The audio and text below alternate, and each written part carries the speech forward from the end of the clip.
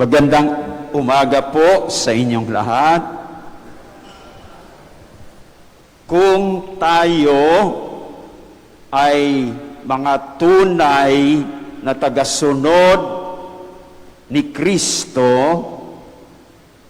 alam natin at sinusunod natin ang mga inaasahan sa atin bilang mga tagasunod niya. Correct ba yon? Dapat alam natin. At hindi lang alam, dapat ginagawa ang mga inaasahan sa atin bilang mga tagasunod ni Kristo. Ngayon, kung tayo nakalimot, dahil senior moment na, ngayong linggo, ipinapaalaala sa atin ang mga inaasahan sa atin ng Panginoon bilang tagasunod niya. O ilan bang inaasahan ng ating Panginoon sa atin na dapat nating alam at ginagawa? Ilan? Mayroong 3. Saan natin ito matutunghayan? Sa aling pagbasa? Sa mabuting balita o sa Ebanghelyo ayon kay San Marco. Sinasabi diyan sa Ebanghelyo, ang sino mang nais maging tagasunod ko, anong unang gagawin niya?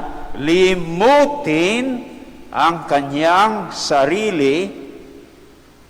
Ibig sabihin, hindi dapat makasarili. Kung makasarili tayo, hindi tayo tagasunod ni Kristo. Pangalawa, pasanin ang ating krus. Imbes na sisisihin natin ang Diyos sa ating mga krus sa buhay, pasanin natin at tayo ay magiging kanyang tunay na tagasunod. At siyempre, nilimot na natin ang ating sarili, pinasana natin ang ating krus. Ano yung pangatlo? Sige, sumunod tayo sa Panginoon. So yan ang 3. Huwag niyong kalimutan, no? Dahil dapat alam natin at ginagawa ito. Una, limutin natin ang ating sarili. Sa aling pagbasa natin ito, yung halimbawa nito ng paglimot ng sarili, matutunghayan. Saan? Sa unang pagbasa. At sino ang nilimot ang kanyang sarili? Sino? Sino ang nilimot ang kanyang sarili? Ang binigyan ng Panginoon ng karunungan, kaya hindi naghimagsik at tumalikod sa Panginoon. Tama? Ang binigyan ng karunungan. Kaya kapag tayo ay kayang nagagawang limutin ang ating sarili, ibig sabihin, binigyan tayo ng Panginoon ng karunungan. Na sa karunungang ito, hindi tayo naghimagsik at tumalikod sa Kanya. So ano ngayon ang ipinakita niyang paglimot, yung binigyan na ito ng karunungan ng Panginoon?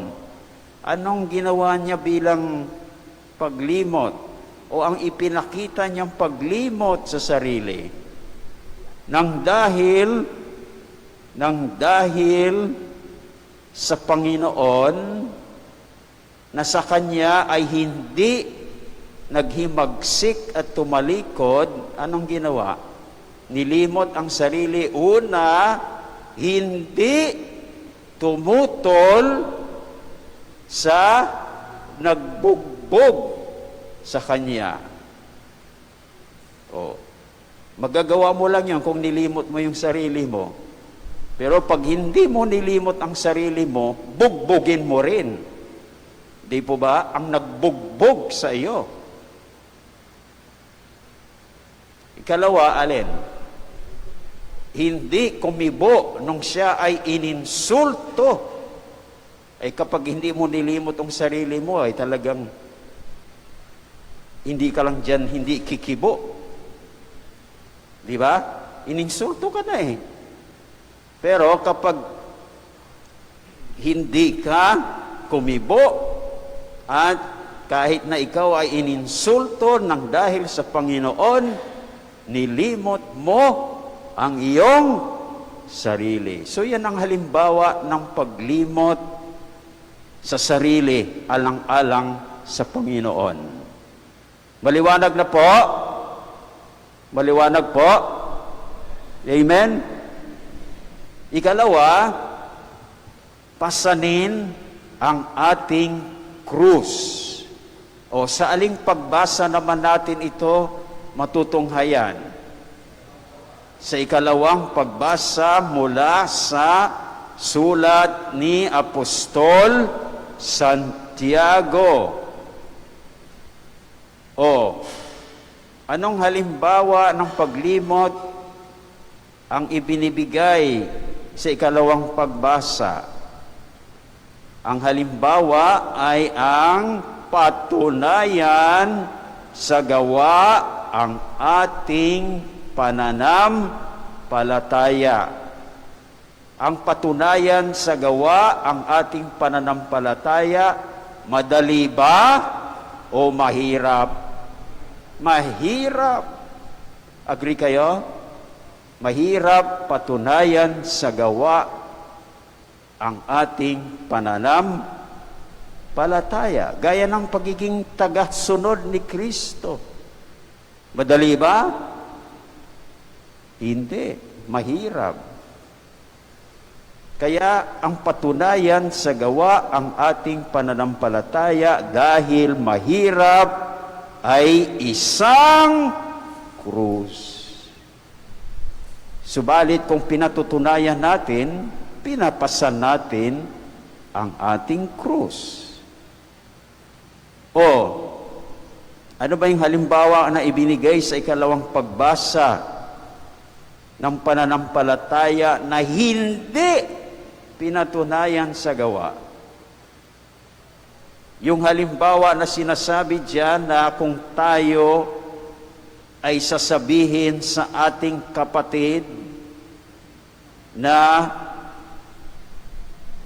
walang damit at makakain, sasabihin natin, patnubayan ka ng Panginoon. Magbihis ka at magpakabusog. Eh wala naman tayong ibinigay na damit at pagkain. O, pinatunayan ba natin ang ating pananampalataya roon? Hindi. So, ibig sabihin, hindi rin natin pinasan ang ating krus. Dahil hindi natin pinatunayan ang ating pananampalataya. Subalit, kung pagsabi noon, patnubayan ka nawa ng Panginoon, magbihis ka at magpakabusog at binigyan natin siya ng damit at pagkain, yon ang pagpapatunay sa ating pananampalataya. At yon ay ang pagpasan natin ng ating krus. So yan ang ikalawa, pasanin natin ang ating krus. Pangatlo, sumunod tayo sa Kanya. Sino si Kanya? Ang Panginoong Jesus. Now, anong halimbawa o O paano tayo sumunod sa Panginoon? Dapat sundin natin ang kanyang halimbawa. Anong isang halimbawa ng ating Panginoon na dapat nating tularan? Ang nag-alay siya ng kanyang buhay para tayo ay magkaroon ng buhay na walang hanggan. Kaya yan ang halimbawa ng ating Panginoon. Kaya ba nating tularan? Hindi kayo makasagot. Mag-alay ng buhay. Alang-alang sa ating Panginoon. Kaya? Very good. Kakayanin. Dahil kapag kinaya natin, ay sumunod nga tayo sa Panginoong Hesus. Hindi po ba? So tularan natin ang kanyang mga halimbawa at tayo ay sumusunod sa Kanya. Ngayon, kung mayroong sumusunod, may hindi rin sumusunod. O sino yung hindi sumunod sa Ebanghelyo, sa Panginoon? Si Apostol Pedro. O paano bang nangyari na hindi siya sumunod sa Panginoon?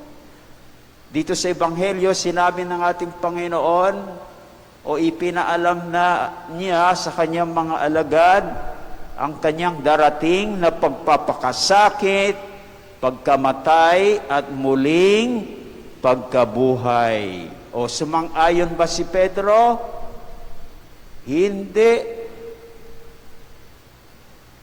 Dinalangan niya ang Panginoon sa tabi at pinagsabihan ang Panginoon. Kita mo, pinagsabihan ng Panginoon, ang lakas loob naman ni Apostol Pedro. No? So yun ang pagpapakita niya na ayaw niyang sumunod doon sa sinabi ng Panginoon. Pero anong sinabi ni Lord sa kanya? Pinagwikaan siya. Anong sinabi? Lumayas ka, Satanas. Ang iniisip mo ay hindi sa Diyos, kundi ang sa tao.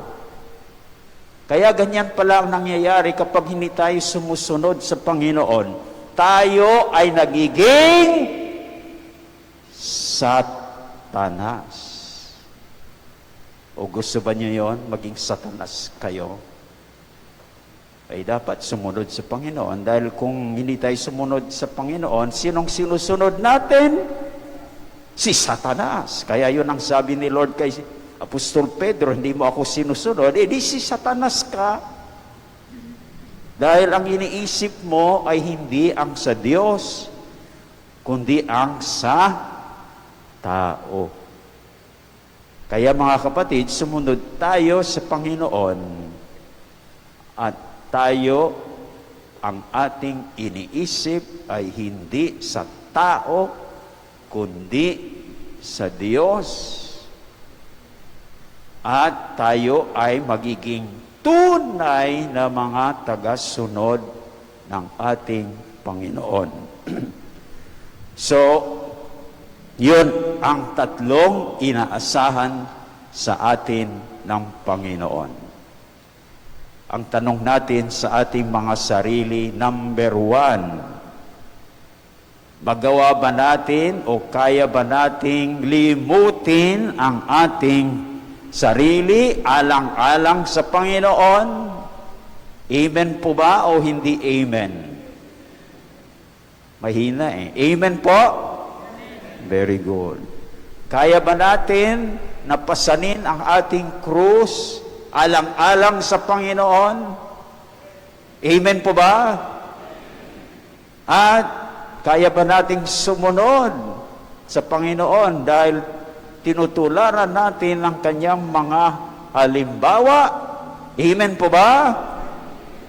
O kung amen yung tatlo, tayo nga ay mga tunay na tagasunod ng ating Panginoong Jesus. Amen.